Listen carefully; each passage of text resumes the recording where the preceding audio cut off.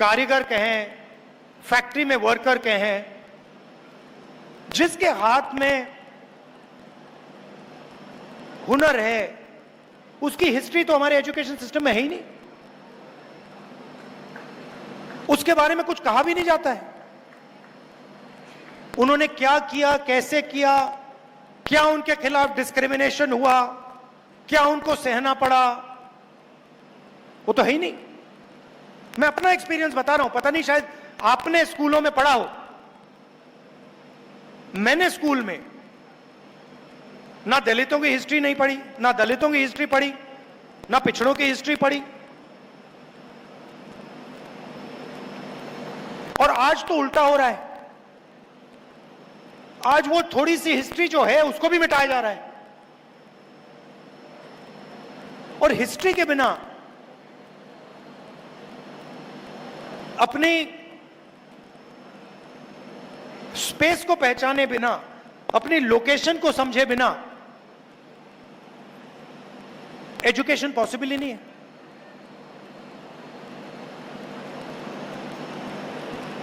तो जब हम एजुकेशन की बात करते हैं तो फिर सवाल उठना चाहिए कि ठीक है भाई, एजुकेशन सिस्टम में किसका कंट्रोल है?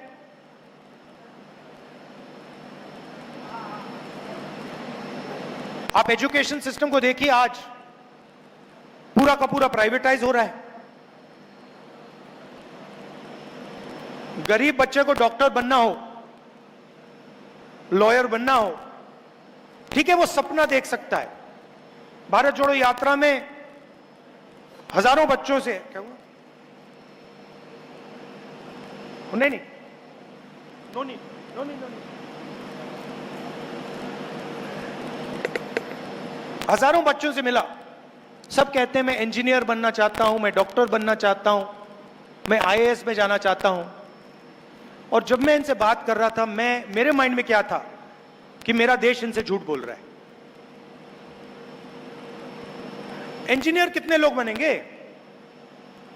डॉक्टर कितने बनेंगे? 2%, 3%, 5%, 7%, 90% तो नहीं बन सकते। बट हर रोज हमारे बच्चों को कहा जाता है कि भैया इंजीनियर बनने का सपना देखो, डॉक्टर बनने का सपना देखो, लॉयर बनने का सपना देखो।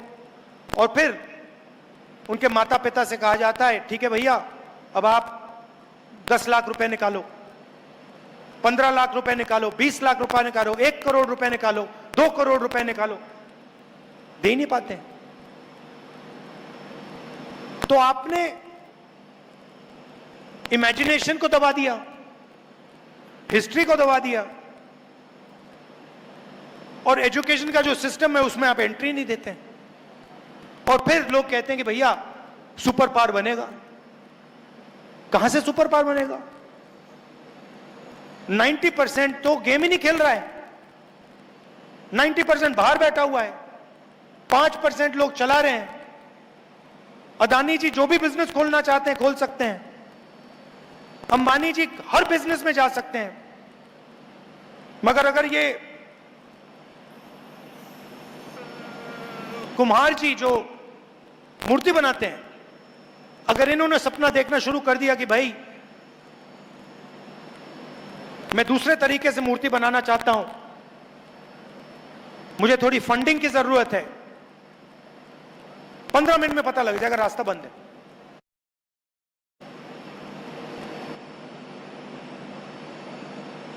और एक तरफ से बंद नहीं है।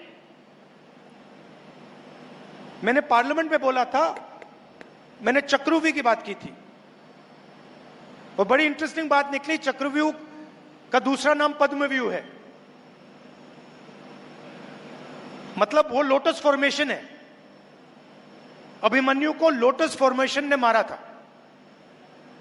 नॉर्मली उसको चक्रव्यूह कहा जाता है, वो पद्मव्यूह है, पद्म लोटस के शेप में है।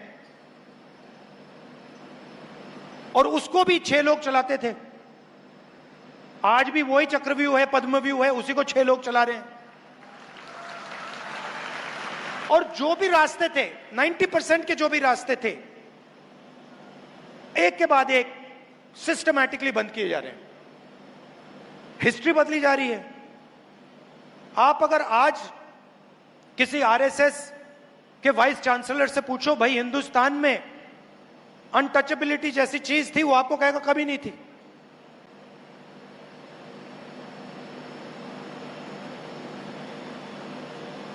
रोहित वेमुला कुछ भी कह ले, उसके खिलाफ डिस्क्रिमिनेशन हुई नहीं। तो एजुकेशन का रास्ता बंद, इंडस्ट्री का रास्ता बंद।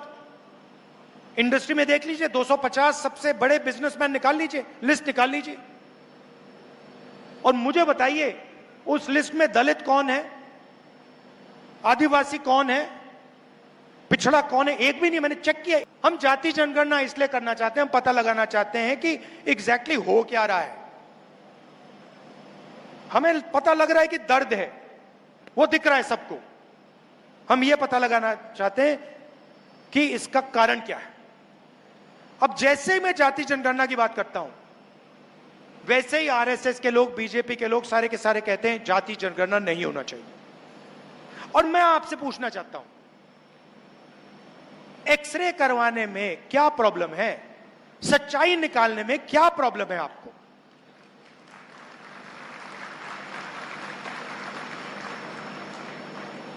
ये जाति जनगणना नहीं कराना चाहते हैं क्योंकि ये सच्चाई से डरते हैं।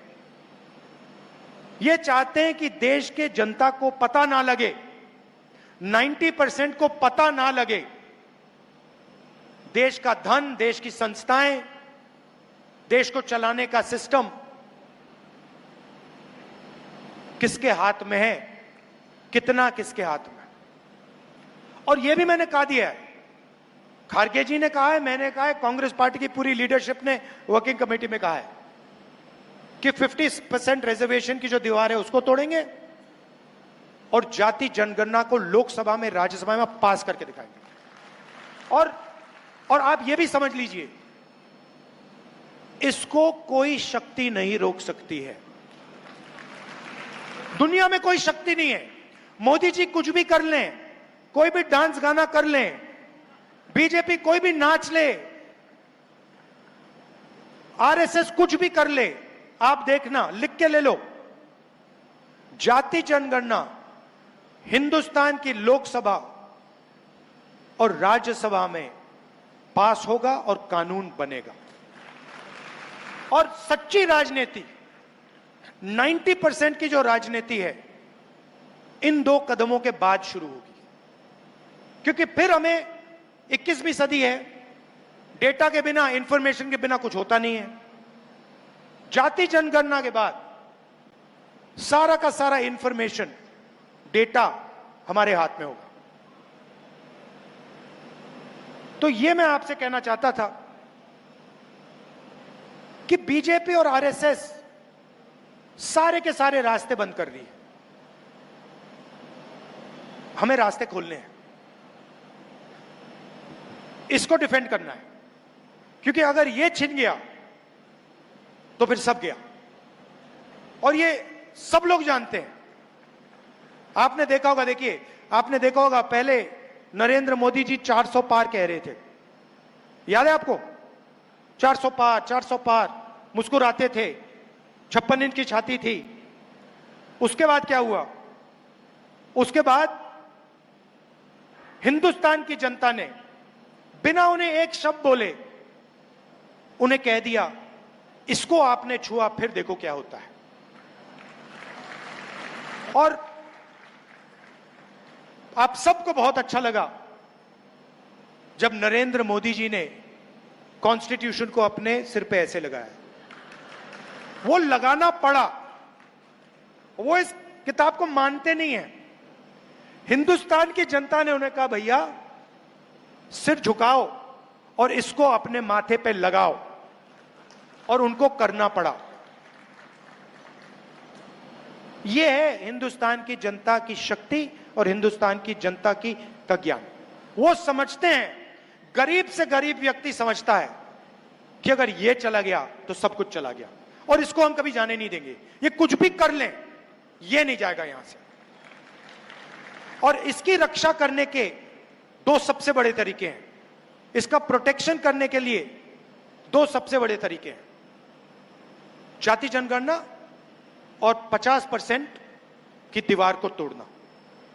और तरीके भी हैं, मगर ये पहले दो कदम हैं।